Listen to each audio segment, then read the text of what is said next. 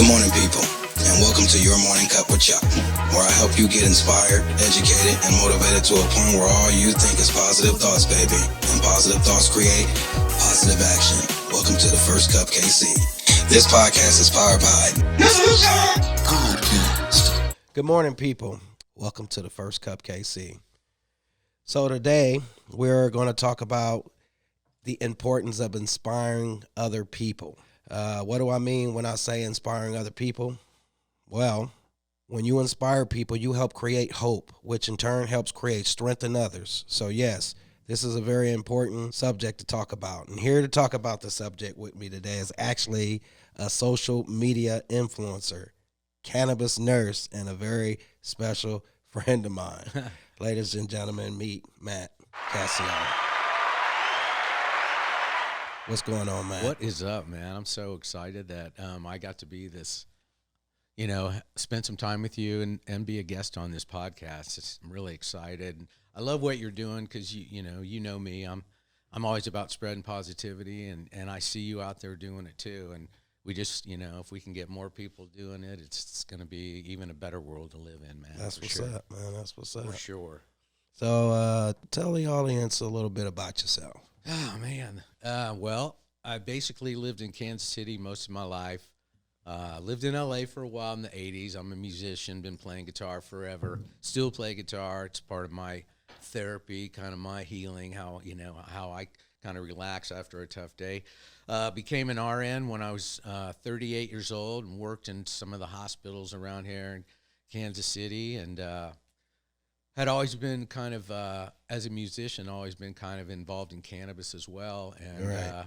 Now I work in the cannabis industry. So I left the hospital system back in 2018 and decided to do things that I really had passion for. And I'm really happy to be where I'm at right now, for sure, man. So you were a nurse, and now you're in the cannabis. So that's like a cannabis nurse? That's me, man. That's pretty neat. Yes. That's pretty neat. Definitely, man. So I got a couple of questions I want to ask you today. The first question I would like to ask you is about your Facebook posts. These posts are pretty inspiring. I mean, I follow these things every day. Sometimes I even post them to my site, the First Cupkc, on Facebook. And I know we've talked about this earlier, and you spoke about the following starting out small first, and it gradually built up. I mean, what inspired you to start this? Why do you do this every morning? Well, life, just like for me, for everybody else, there's ups and downs, and I was in one of those really dark times in my life, man, and I was just going through stuff, and I was, trying to figure out ways to really motivate and inspire myself, and I started reading positive quotes all the time. Right. And they really started, having an impact on me, and I thought, well, hey, maybe if I put these on Facebook, somebody else, will, become inspired too, because what I've learned about life is, a lot of people think their story's not important. Yeah. And they don't want to tell it, but your story, man, could be the key that unlocks a cell that somebody's living in, man. So you always got to share, So I just started sharing positivity, man. And then I started, taking excerpts from poems and books I'd read and whatever. But I do know that, there's a lot of people that have come up to me, not only you, that have said, thanks for posting that stuff. It really inspires me. So it makes me feel good because, I need inspiration just like everybody else. And so I put that up there, and it's glad to know that it inspires other people. There's a Buddhist lady named Pema Chodron, and she has a saying, and she says, we help other people to work on ourselves, but we work on ourselves to help other people. Right. So it's a win-win situation for everybody, bro. I believe it, man, because so my little blog that I do in the morning, I basically help myself in the process of helping other people, because I got to get up and actually study the stuff. I have to research some of the stuff. I have to prepare this stuff. None of it really just flows out the top of my head 100%. But you're feeding your mind with good things, and then you share it with other people. Yeah. That's awesome, bro. Yeah, that's what's up, man. Hell yeah. So I know you're a cannabis nurse. But what else do you do? Well, so right now, I do a couple different things in the industry. One of them is I work with another nurse that's just like me that retired from nursing.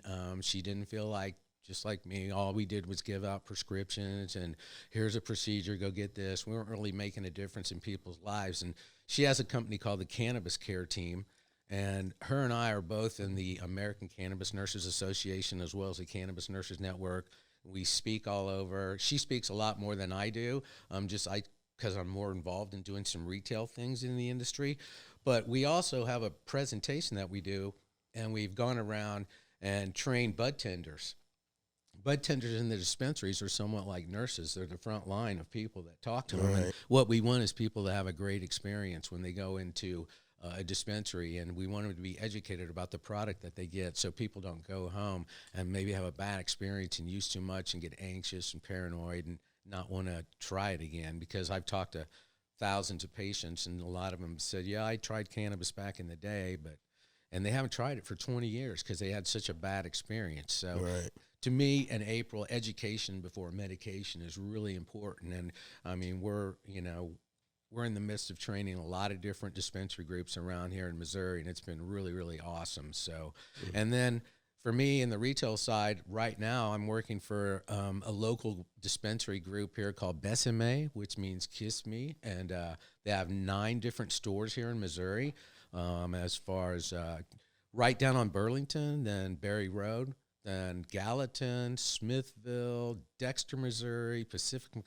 Missouri, Warrensburg, and Joplin. And they got a lot of big things going on, but for me as a nurse, a cannabis nurse, it's a great opportunity to not just educate the people that are coming into the dispensaries, but the whole staff. So it's, we're thinking the same, doing the same, acting the same, and treating the same, the 4 noble truths of retail, So I couldn't be in a better spot right now. I'm so happy because to me, I left nursing because I got compassion fatigue and I got really, really sick. I was working in oncology, and I told myself, hey, man, I will not do anything again. And I knew to get into the cannabis industry, I was going to have to make some changes, man. I sold my house because you don't make money, and I knew I wasn't going to make nursing money to work in there. So I downsized, and I live a very simple life, but I do the things I love, and I'm very happy, and that's way more important. That's what counts, man. Yes, That's sir. What counts. That's what counts. But you got to go through a lot of things in life to learn lessons like that, right? You do. Yes, you sir. do. Yes, hey, sir. But the more experience, the more, I always say, the more you fail, yeah, the more you succeed. Yeah. So, or you never lose, you win or you learn. Yeah. Right. That's another good one too, man. As you do you have any like side hustles or projects in the making? The only thing that really outside of the cannabis industry, like I've mentioned before, I worked downtown at Truman Medical Center for a long time, and I worked in surgery in the recovery room, and man, I got to meet so many different people from all over the world and take care of so many people. But when I moved into oncology, I wasn't really prepared for what was going to happen because I'm very empathic, very spiritual, and I really connect with people deeply, and I really connected with my patients and their family a lot. And 1 month I had 9 patients that died, and it took a toll on me. And compassion fatigue is no joke. I can imagine. Compassion fatigue is not about, it's a fancy word for burnout. It's actually being burnt out at your job and suffering from secondary trauma too, from watching people that you take care of or you help, like firefighters and cops and other people in helper roles, pass away and die. And it's not really if you'll be affected, it's when. And or maybe that should be backwards, I'm not sure. So but it took a toll on me, and so I went into work one day and just said, I can't do this anymore. I was so sick, I was having nightmares and just really horrible anxiety. I just felt like I couldn't be the nurse I was anymore because I knew all my patients were going to die. Yeah. And I couldn't open up and get close to them anymore. Right. And plus I was really sick physically. And so I just left, and I started working in the cannabis industry, but I also brought you right back. Huh? Yeah, well, it was something I had passionate about. But what I did do was in my healing journey, I became a certified compassion fatigue professional, and I was already a life coach, so I do work with people suffering from compassion fatigue. I have a course online, and it's healthehelper.com. It's approved for nurses across the United States for 1 hour of continuing education, as well as the post division for peace officers here in the state of Missouri. Because I'm trying to raise awareness about compassion fatigue. There's a lot of suffering going on in the nursing world and with helpers right now. So just another part of me trying to help other people, you know, because I want to reach out to people. I want everybody to, you know, be happy and learn how to be happy and love themselves, man. That's why I do what I do, bro. And that was healthehelper.com. Yes, healthehelper.com. Y'all go check that out, healthehelper.com. Last question, man, last question. What can you say to the viewers that's inspiring, something that can keep them going? Well, what I would say is, you know, there's a lot of people out there, and I'm one of them, just like everybody else. We all live in our head a little bit, but we also have to learn how to rule our mind. Because if you let your emotions control you, you will lose every time, man. And eventually, you know, as these things are happening in your life where you notice them and you start saying, why does this keep happening? It's a lesson. Right. You know, pay attention to what's going on out there. But, you know, you can never give up. You know I've survived because the fire inside me, it's burning way, way brighter than any of the fires around there. And, you know, you have to just learn to not let things bother you, know. And things I used to trip on, man, I just walk right over those and walk right through that shit now. It doesn't matter. You got to. You know, you got to keep moving forward. There was an Italian gentleman I knew, Anthony Scavuzzo, and he always said that no matter what, you keep moving forward. There's always somebody down the street or right next door that's got it way worse than you, man. You got to be humbled. You got to learn gratitude, bro. You do. That's what it's about. You do. You guys can follow Matt Cascio on Facebook. Matt Cascio, he posts a lot of inspiring messages every single morning. Start the day off right, man. Yeah.